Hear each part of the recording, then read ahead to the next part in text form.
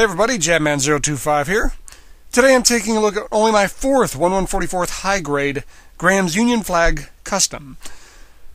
Now the reason I got this was twofold. First, my buddy Strike03X was looking to get rid of his kit, this is his, and he sold it to me at a really good price.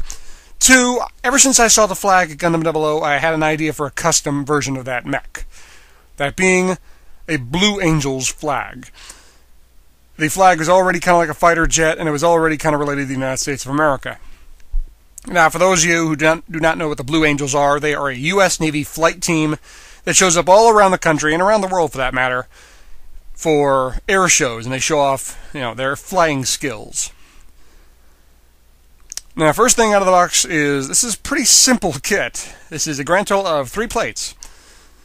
And most of it's all in black. You get a little bit of white and a little bit of clear orange for the visor, but pretty much the whole thing is 3 plates of black, which is kind of plain.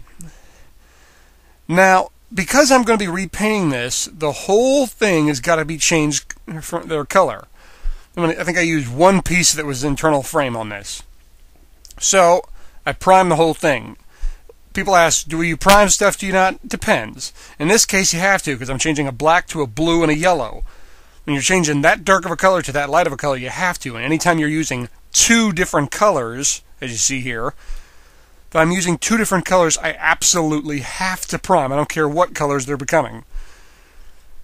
See, I use some painter's tape to cover up the areas I'm going to paint, and I'm going to paint the whole thing blue, and then I'm going to come back in and paint yellow. So you're post-painting blue, you peel off the tape, and you get the white beneath. I went ahead and spray painted the blue on, I went back in and did the yellow by hand. If I had to do it over again, I'd probably just do the whole thing by hand, but this is the first 1144th kit I've ever done a big custom job on, not counting the bear guy. And here you see Mole finished up.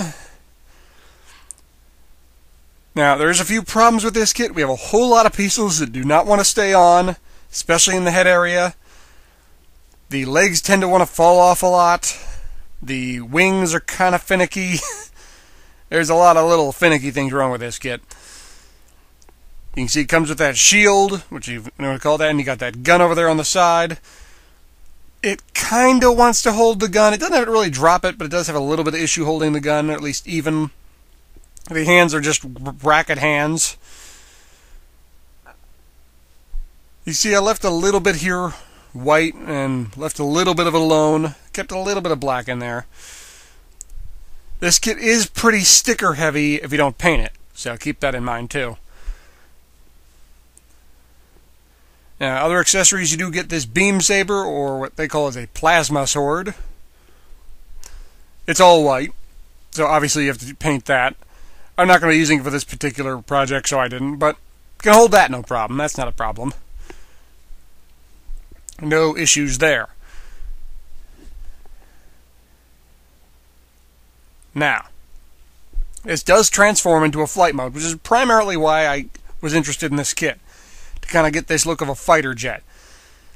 Getting the legs into position and the arms is very tricky. The legs isn't so bad. It's a matter of bringing it to the back. You can see you fold it back there. The arms, you got to unhinge the shoulders, move the head down. It's a little tricky, and they don't do a very good job in the manual of describing how the heck you're supposed to do it. But a little finicking around, a little fiddling with it, you'll figure it out. But it is a little complicated. Final thoughts on this kit. I understand this was a pretty quick review, primarily because I'm not all that impressed with this kit. This would be a great, great, great kit for 2000. This was made a couple of years ago, so this isn't the best high grade I've ever built or best Gundam kit I've ever built. So this kit is not getting the thumbs up. I enjoyed the custom. I like doing the Blue Angels look, and I'm very happy with the way that turned out. But if I was just buying this kit for this kit, I'd be pretty disappointed. So, no thumbs up on this one. Well, gang, hope you enjoyed this review. I understand it was kind of quick, but this was mainly to show off the custom job I did and some of the rules on priming that I have. If you got any questions, please ask them. I'll answer them as best I can. And please stay tuned for more reviews. I always got more coming. Thanks again, guys, and I'll see you next time.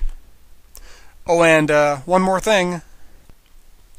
You know, there was one other thing that Strike03X sent me when he sent me the plates and the box for the kit, he sent me this little note. Yeah, that's real funny, Strike. That's real